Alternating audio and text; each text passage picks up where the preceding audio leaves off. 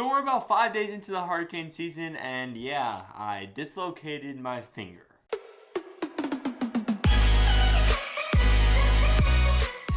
Even though it's not relevant to hurricanes or the tropics, I'd just like to say that why do I have this cast on my finger? And that's because I literally dislocated it. If you don't want to see the next 10 seconds of my finger dislocated, I recommend it. But here's my pinky finger dislocated.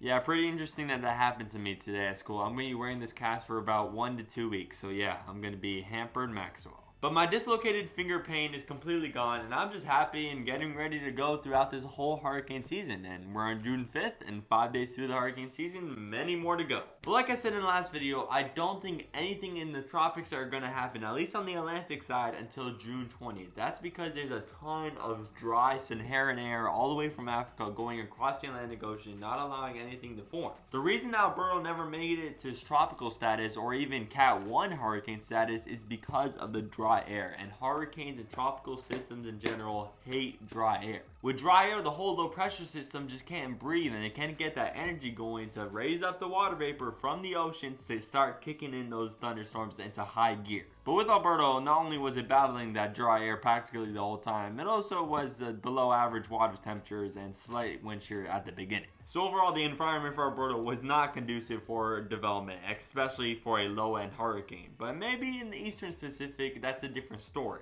If you take a look at the Eastern Pacific, which actually their hurricane starts May 15th, not June 1st, because the Eastern Pacific actually gets more conducive environments faster because, you know, it doesn't have to deal with that dry air from Africa. So on the Atlantic side, from around June to August, we're not going to have anything. But on the Eastern Pacific, that's where it might get interesting. And that's where we're keeping our eyes on two separate systems that both might become hurricanes. As of right now in the Eastern Pacific, we have Invest 91E, which is definitely expected to become a tropical depression or a tropical storm very extremely soon. It has a 100% chance to form in between the next 48 hours. That's because Invest 91E is not battling dry air, it's not battling wind shear, the water temperatures are definitely adequate, and it's looking beautiful on the satellite imagery. 91E has this nice outflow about it that's allowing all these thunderstorms to flourish, so it's probably going to be a hurricane. And if Invest 91E does become a hurricane, it is going to be called Aletta, but there's also another system next to it that's also expected to become a tropical depression or a tropical storm, which is most likely going to become Invest 92E, which that just makes sense. But that second disturbance has a 50% chance to form within 5 days, a 0% chance within 48 hours, because that's the wind shear right there is not favorable at all, and the low pressure is barely even there.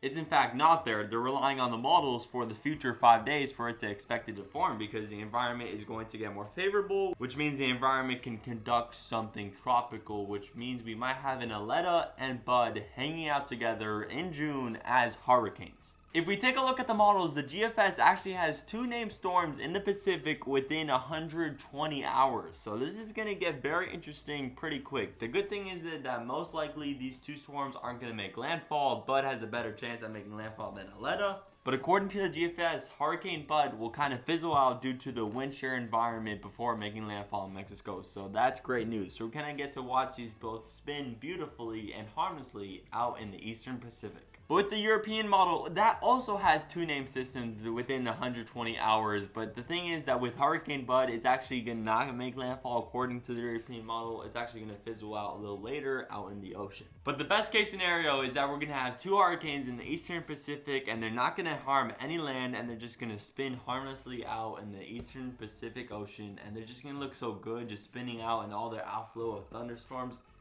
But I haven't said it this season. I love just watching these tropical systems form. They're beautiful beasts. When they make landfall, they're definitely scary, but when they're out in the ocean, we could all just learn to appreciate them because it's a God-given gift. But until we got those two hurricanes, we could sure look at Invest 91E's satellite image, which is getting there. It's looking like it's going to become a hurricane for sure. But thank you to all my subscribers, and I'll see you in the next tropical update.